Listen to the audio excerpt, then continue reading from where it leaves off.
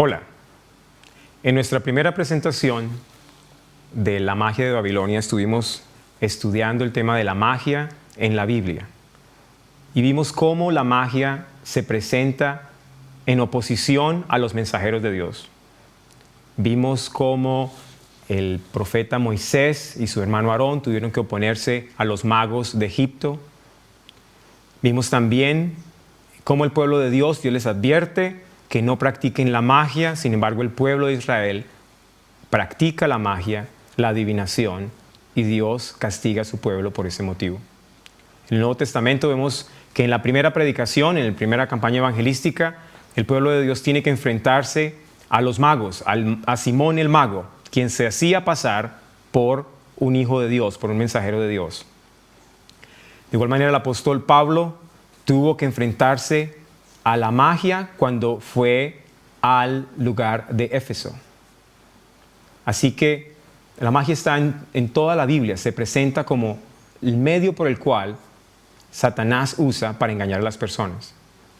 Al terminar nuestra presentación estuvimos revisando un concepto de la magia que fue dado por un mago, y aquí lo tenemos. Dice, la magia es la manipulación de palabras y símbolos para lograr cambios en la conciencia. El propósito de Satanás es hacer cambios en la conciencia de todos los seres humanos, para que rechacen a Dios y rechacen su palabra. Vamos a estudiar cómo Satanás empleó la magia cuando se encontró con Eva. Cómo la magia fue aplicada en la primera tentación. Para eso vamos a ir al libro de Génesis. Vamos al libro de Génesis, vamos a estudiar el capítulo 2. Y vamos a ver la experiencia de nuestros padres en la lucha contra el enemigo y cómo Él los hizo caer, cómo Él hizo caer a Eva especialmente. Génesis capítulo 2, versos 16 y 17. El Señor le da a Eva dos órdenes. Dice aquí en el verso 16. Y Dios el Señor mandó al hombre: puedes comer de todo árbol del huerto, pero del árbol del conocimiento del bien y del mal no comerás. Lo primero que el Señor le da al hombre es una orden. La orden es un mandamiento. El mandamiento es: puedes comer de todo árbol, pero del árbol del conocimiento del bien y del mal no comerás. El Señor le entrega al hombre un mandamiento. Los mandamientos de Dios son entregados por medio de este mensaje: no comas del árbol del conocimiento de la ciencia del bien y del mal. Y añadido a este mandamiento, el Señor le da una profecía. Dice en la siguiente parte del verso: el día que comas de él, del árbol del conocimiento de la ciencia del bien y del mal, de cierto morirás. El Señor le dice: cuando tú comas de ese árbol vas a morir. Es una profecía. Entonces el Señor le entrega al hombre un mandamiento: no comas del árbol del conocimiento de la ciencia del bien y del mal. No lo hagas, los mandamientos. Y no lo hagas porque el día que comas, es una profecía, vas a morir. Para Adán y Eva, esa era parte de su conciencia. Tenemos que entender exactamente a qué se refiere la palabra conciencia. La conciencia son las palabras, ideas y normas que rigen nuestra mente y nuestro actuar. La conciencia de Eva le decía, en primer lugar: Dios es mi padre, Dios es bueno, Adán es mi hermano, yo salí de él y Dios quiere lo mejor para mí. Y ahora que el Señor añade este mandamiento y esta profecía, Eva tiene algo más que contemplar en su conciencia, y es el hecho de que hay algo malo que Dios le dice: no lo hagas, no te comas ese árbol, el fruto de ese árbol, porque el día que comas de ese árbol vas a morir. Eva tiene un mandamiento y tiene una profecía que rige su conciencia. Esta era la conciencia de Eva. Satanás era consciente de la conciencia de Eva, que respetaba al padre, que sabía que él quería lo mejor para ella, que tenía que respetar a su hermano mayor, Adán, y que Dios le había dado una ley y le había dado una profecía que debía respetar. Por esa razón se le acercó en el capítulo 3 y empezó su estrategia para probarla, para ver si ella se sabía la palabra de Dios. En el capítulo 3, verso 1, dice la palabra de Dios: la serpiente, el más astuto de todos los animales del campo, que Dios, el Señor, había hecho, dijo a la mujer: así que Dios os dijo que no comerás de ningún árbol del huerto. Esta era una mentira flagrante, porque Dios no había dicho eso. Era una mentira extremadamente grande. El propósito de esta mentira era que ella empezara a hablar para corregir esa gran mentira. Y ese fue el problema que ella no pudo ver. Satanás quería preguntar y averiguar si ella se sabía la palabra de Dios. En su respuesta, el verso 2 nos dice que Eva le dijo: la mujer respondió a la serpiente: del fruto de los árboles del jardín podemos comer, pero del fruto del árbol que está en medio del jardín, Dios dijo: no lo comas ni lo toquéis para que no muráis. Es interesante, porque Eva respondió a esta pregunta y añadió algo más que Dios no había dicho. Eva dijo que Dios había dicho que si tocaba del fruto, Eva iba a morir. Pero en el capítulo 2 la Biblia no nos dice que Dios le dijo que si tocaba el fruto iba a morir. Por lo tanto, Eva le añadió a la palabra de Dios. Satanás reconoció que ella no se sabía la palabra de Dios. Por lo tanto, tomó el fruto y se lo puso en la mano. Y le dijo: mira, no has muerto. Ese solo hecho hizo que Eva cambiara toda su conciencia. Porque al Satanás usar sus mismas palabras, al decir que al tocarlo iba a morir, y el hecho de que al tocarlo no muriera, ella empezó a pensar: bueno, tal vez Dios está equivocado y está en contra mía. Satanás vio una puerta abierta para entrar y romper la confianza que Eva tenía en su padre. Pero hermanos, esa confianza fue rota porque Eva no conocía la palabra de Dios. No supo citar a Dios de la manera exacta. Porque Dios no había dicho que ella iba a morir si ella tocaba el fruto. Una vez esta puerta se abrió, Satanás tuvo acceso a la conciencia de Eva. Dijo: entonces la serpiente replicó a la mujer: no es cierto, sino que no moriréis. Una vez Satanás entra a la conciencia de Eva, niega la profecía de Dios al decir que no iba a morir, sino que sabe Dios que el día que comáis de él serán abiertos vuestros ojos y seréis como Dios, conocedores del bien y del mal. Satanás sembró la semilla del engaño y la mentira. Y una vez entró esa controversia en la mente de Eva, Eva estuvo en un dilema y decidió creerle a Satanás. Cuando la mujer vio que el árbol era bueno para comer y agradable a los ojos y codiciable para alcanzar sabiduría, tomó del fruto y comió. Satanás usó la magia para engañar a Eva. Satanás se dio cuenta que ella no se sabía la palabra de Dios y usó ese error para alterar su conciencia. Y ese es el origen de la caída del hombre. Este es el primer acto de engaño. Este es el primer acto mágico de engaño de Satanás a la raza humana. Vamos a leer aquí en el espíritu de profecía una parte que nos dice qué fue lo que sucedió y nos ayuda a entender un poco más cómo fue ese engaño. Dice en Patriarcas y Profetas, capítulo 3, página 54. La serpiente tomó del fruto del árbol prohibido y lo puso en las manos vacilantes de Eva.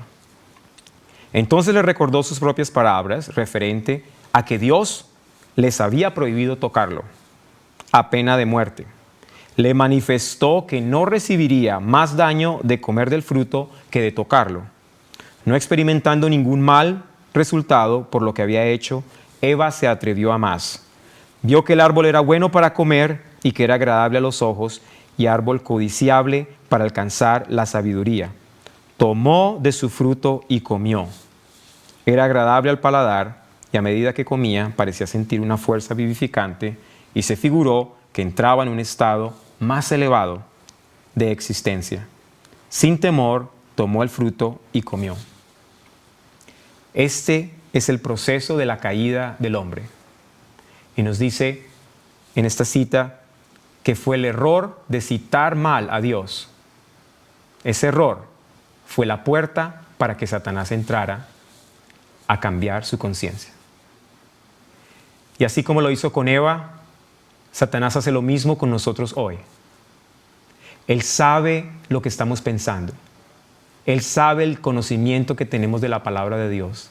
Y sabe que mientras la palabra no sea nuestra meditación constante, tomaremos decisiones basados en lo que pensamos, que seremos afectados por la magia. Seremos fácilmente engañados. Así que la magia está presente en todo lugar donde se presenten ideas que se opongan a la palabra de Dios. Cuando vamos y nos exponemos a ver una película, las ideas que salen de esa película, lo que vemos, afecta nuestra conciencia. Queramos o no queramos, al exponer nuestra mente a esas ideas poco a poco se van haciendo parte de nuestra conciencia. Y si hacemos una meditación personal, si hemos visto alguna película, sabemos que muchas de nuestras creencias están basadas en lo que vimos en esa película. Así que lo que vemos afecta nuestra conciencia. El cine afecta nuestra conciencia. Las obras teatrales afectan nuestra conciencia. Lo que leemos, así como lo vimos en el apóstol Pablo, los libros que se quemaron, también afecta nuestra conciencia. Todo lo que leemos afecta lo que pensamos, afecta la manera en la que nos conducimos. Aquí en el libro de Patriarcas y Profetas nos habla de otras manifestaciones de la magia. Este capítulo 41, Apostasía a orillas del Jordán, página 484, nos habla de la experiencia del pueblo de Dios antes de entrar a la tierra prometida. Y nos dice lo siguiente: por consejo de Balaam, el rey de Moab decidió celebrar una gran fiesta en honor a sus dioses. Y secretamente concertó que Balaam indujera a los israelitas a asistir. Ellos le consideraban profeta de Dios, y no le fue difícil alcanzar su fin. Gran parte del pueblo se reunió con él para asistir a las festividades. Se aventuraron a pisar terreno prohibido y se enredaron en los lazos de Satanás. Aquí viene la palabra central que nos ayuda a entender que era un acto de magia. Hechizados por la música y el baile, seducidos por la hermosura de las vestales paganas, desecharon su lealtad a Jehová. Mientras participaban en la alegría y en los festines, el consumo de vino ofuscó sus sentidos y quebrantó las vallas del dominio propio. Satanás usó varios medios para afectar la conciencia de los hombres líderes que participaron de esta fiesta en Baal Peor. Nos dice aquí que en primer lugar la música fue usada, el baile, la belleza de las mujeres paganas y el vino. Todos estos medios fueron usados para romper la resistencia de los hombres que conocían la experiencia de Egipto, que habían visto a Dios. Todas estas experiencias, todos estos medios mágicos fueron usados para romper la resistencia de los hombres de ese tiempo en Israel. Dice aquí, predominó la pasión en absoluto y habiendo contaminado su conciencia por la lascivia, se dejaron persuadir a postrarse ante los ídolos. Ofrecieron sacrificios en los altares paganos y participaron en los ritos más degradantes. Hay una pregunta muy importante que nos hacemos al leer la palabra de Dios y es, ¿cómo era posible que estos hombres participaran de actos tan degradantes? La respuesta está en la magia. Porque con la música, con el baile, con los malos deseos generados por la belleza de las mujeres paganas y por los efectos del vino en su mente, estos hombres decidieron hacer lo impensable, inclinarse ante imágenes, justo antes de entrar a la tierra prometida. Así que la música es un medio poderosísimo para la magia. Y todos esos cantantes famosos que hemos escuchado, cuya música parece tan atractiva, no son más sino los magos modernos, no son más sino los chamanes modernos que usan la magia para alterar la conciencia de todos aquellos que se expongan a sus artificios. La lucha que tenemos contra el mal es una lucha sin cuartel y el pueblo de Dios debe estar atento. La música tiene un efecto. Puede ser usado como magia. El baile puede ser usado como magia porque tiene un efecto en la mente. Y todos esos hombres que vemos, famosos, que reúnen miles de personas en estadios, no son más sino magos.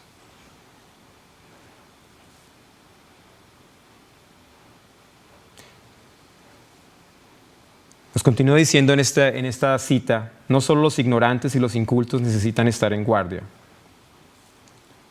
Él preparará tentaciones para los que ocupan los puestos más elevados en los cargos más sagrados.